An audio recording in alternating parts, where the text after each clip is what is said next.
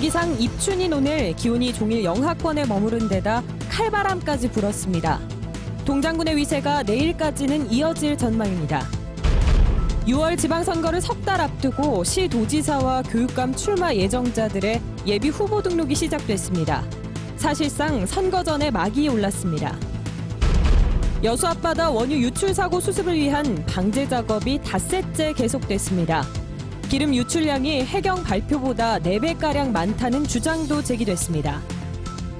밤사이 광주 동부 대우전자 물류창고에서 큰 불이 나 수억 원대의 피해가 났습니다. 경찰이 화재 원인 수사에 나선 가운데 회사 측은 생산에는 차질이 없다고 밝혔습니다. 여러분 안녕하십니까? 광주 MBC 뉴스데스크입니다. 여수 기름 유출 사고 당시의 영상이 공개됐습니다. 해경이 비행기 블랙박스에 해당하는 선박 항해 기록 장치를 분석한 결과 유조선이 안전수칙을 지키지 않았던 것으로 드러났습니다. 해경은 도선사 등 관계자를 입건해 사법 처리할 방침입니다. 나연호 기자입니다. 300m도 넘는 대형 유조선이 송유관을 들이받습니다. 3개의 송유관이 밀려 끊어지더니 파이프 내부에 있던 검은 원유와 하얀 빛의 나프타가 치솟습니다. 사고 도선사는 통상적인 방식인 부두와 수평선으로 접안하지 않고 30도 꺾어서 입항을 시도했던 것으로 드러났습니다.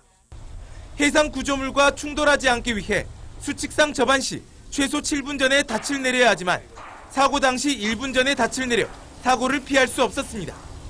접안 속도도 송유관 충돌 8분 전 9노트, 5분 전 8노트, 충돌 당시에는 7노트로 안전속도 3에서 5노트를 크게 웃돌았습니다. 경력 23년의 베테랑 도선사가 과속으로 접안을 시도한 것은 여전히 의문입니다. 컴배가 부득쪽으로 가서 충돌이 일어나니까 그것이 정신이 없었죠. 저 입장에서는 좀 뭐라고 말씀하기가 힘듭니다만 지금 그 결론을 지금 뭐라고 얘기하기는 좀 그렇습니다.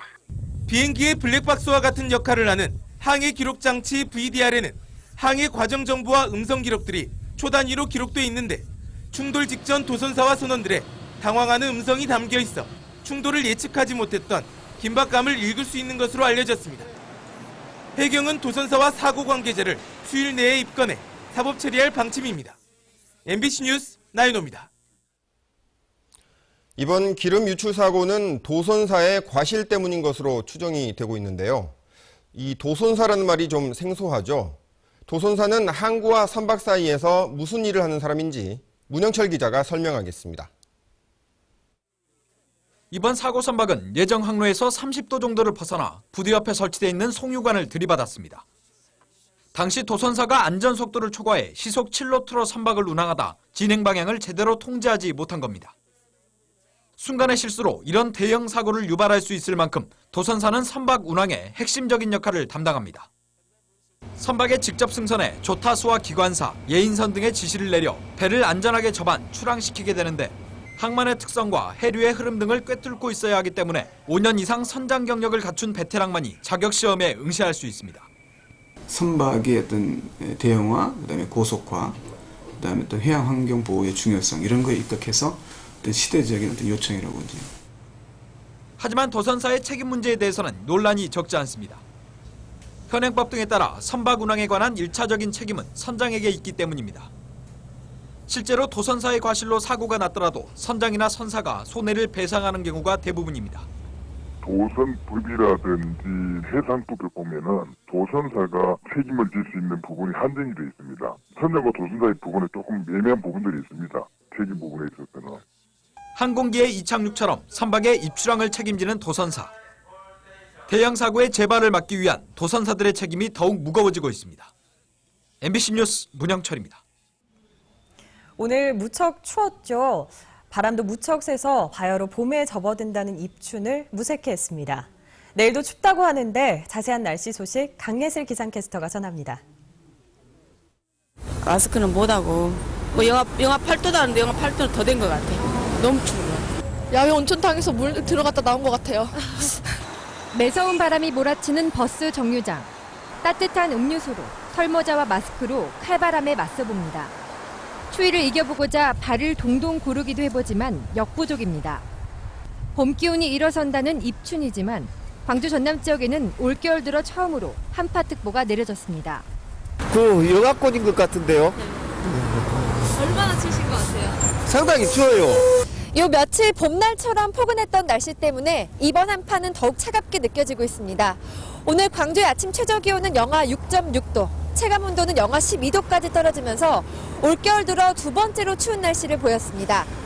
이번 추위는 모레 오전까지 이어지겠습니다.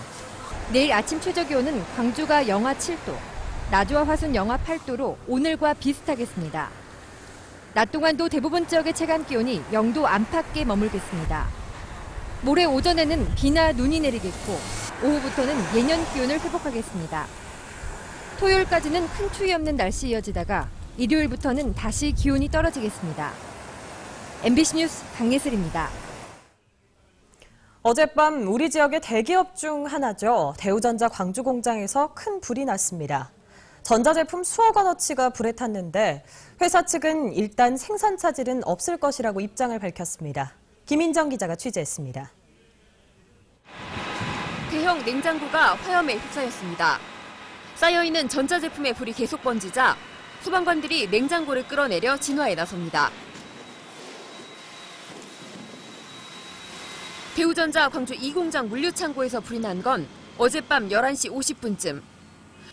이렇게 창고 안에 쌓여있던 냉장고와 세탁기 등 고가의 전자제품들이 모두 타면서 피해가 커졌습니다. 불이 나자 소방차 50여 대와 소방관 300여 명이 긴급 투입돼 30여 분 만에 큰 불을 잡았지만 잔화 정리까지 12시간이 더 걸렸습니다. 저희가 왔을 때는 이미 이쪽 부분에서 상당히 화재가 강해 있어서 저희가 이제 그때 바로 초기 단계에서 광주 본부서나 이제 전 소방력을 다 동원을 했죠. 현재까지 파악된 것만 5억 원의 피해가 났고 정확한 피해는 집계하고 있습니다. 불을 끄는데 공장 탱크에 있던 물을 대부분 소진하면서 오늘 오전 공장 생산 라인이 1시간 정도 멈추기도 했습니다. 대우전자 측은 불에 탄 건 보유분이라 생산 일정에 차질은 없다고 밝혔습니다. 일부 완제품과 부품이 소각된 것으로서 생산 일정과 프로세스에는 전혀 문제가 없습니다.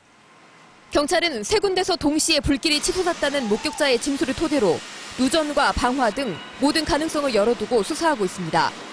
한편 대우전자는 연매출 1조 8천억 원의 대기업으로 광주로 공장을 옮기기 전인 지난 2009년 인천에서도 불이 나 38억 원의 재산 피해를 입은 적이 있습니다. MBC 뉴스 김인정입니다.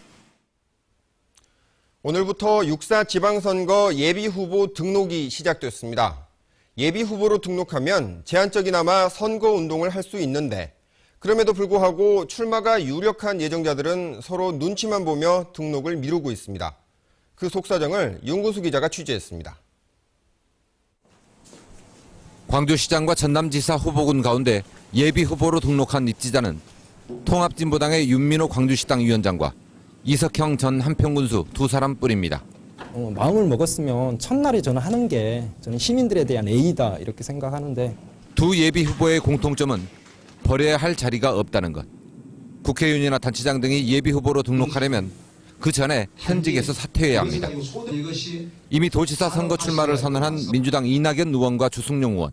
국민 일반의 눈으로 볼 적에 미적거린다 하는 느낌은 안 드리도록 하겠습니다. 일단 사퇴 의사를 김한길 대표에게 밝혔습니다. 국회의원직을 버리겠다고 공언했지만 예비후보 등록은 하지 않았습니다. 광주시장 출마 선언을 앞둔 이용섭 의원도 언제 예비후보로 등록할지, 의원직은 언제 사퇴할지 밝히지 않고 있습니다. 당내 경선에서 이겨서 민주당 후보가 된다는 보장도 없는데 국회의원직을 버리기는 쉽지 않았을 걸로 보입니다. 7월로 예정된 국회의원 재보궐선거의 규모가 커지는 것을 경계하느라 민주당이 사퇴를 말리는 측면도 있습니다. 현직인 강훈태 시장은 직위를 유지하면서 활동하는 게 더 유리하다고 판단하고 있습니다.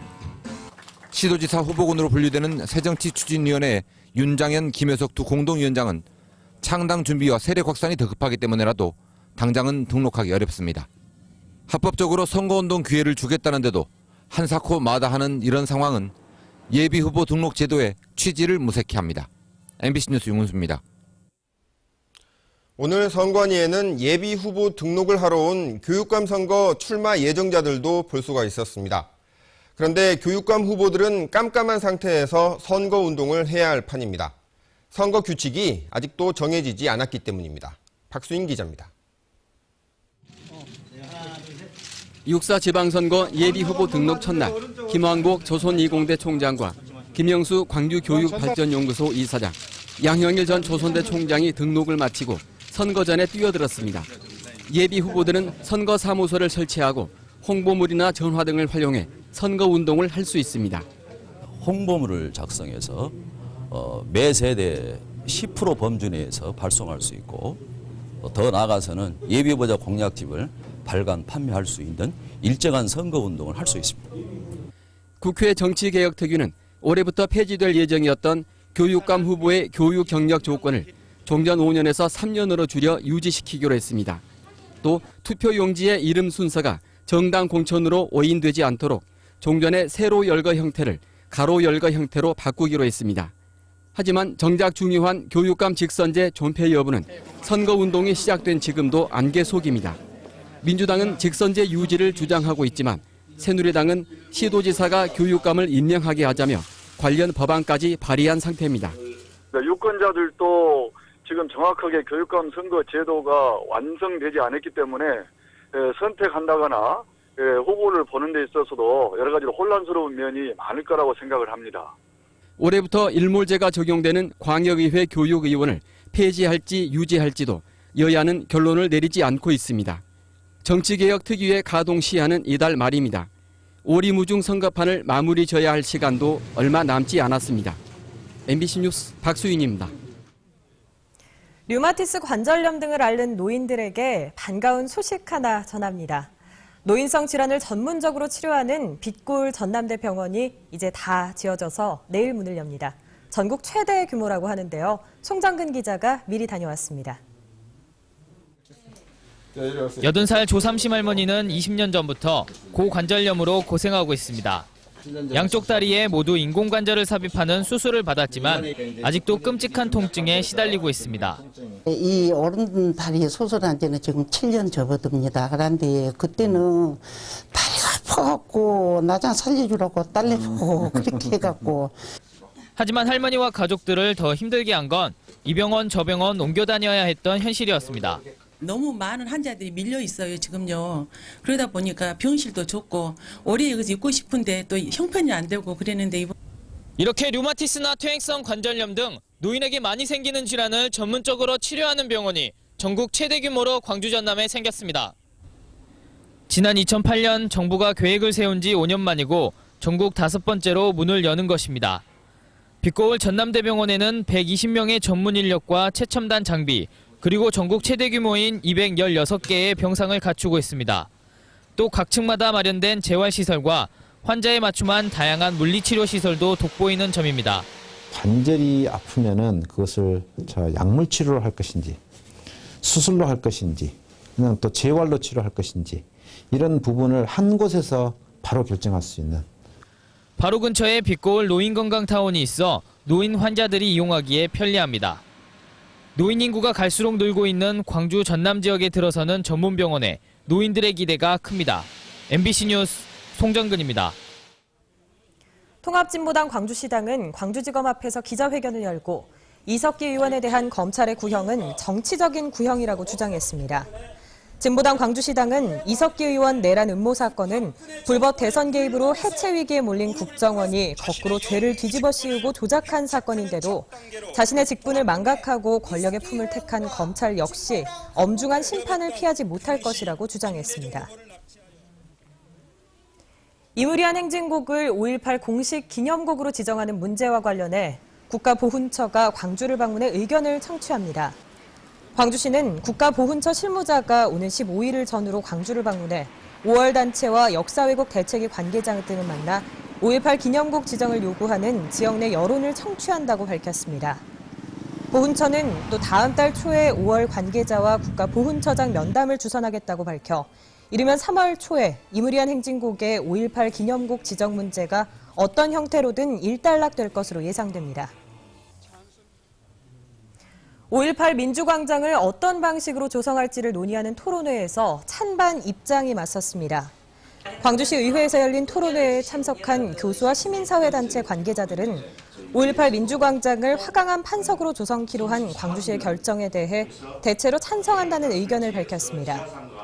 하지만 일부 토론자들은 도심 재창조를 위해 민주광장에 판석 대신 잔디를 식재하거나 황토를 깔고 그 위에 고인돌을 놓는 게 좋겠다고 밝혀 광주시의 입장과 다른 의견을 제시했습니다. 광주시 의회 교육의원 4명은 교육의원 일문제 폐지를 촉구하며 내일부터 열리는 임시회에 참여하지 않기로 했습니다. 이에 따라 이번 임시회에 접수된 광주시 교육청 정원 조례 개정안 등 교육위원회 안건 처리에 파행이 예상됩니다. 교육의원들은 헌법에 보장된 교육의 전문성과 정치적 중립성이 퇴보하지 않도록 교육의원 제도를 유지시켜야 한다고 정치권에 촉구했습니다.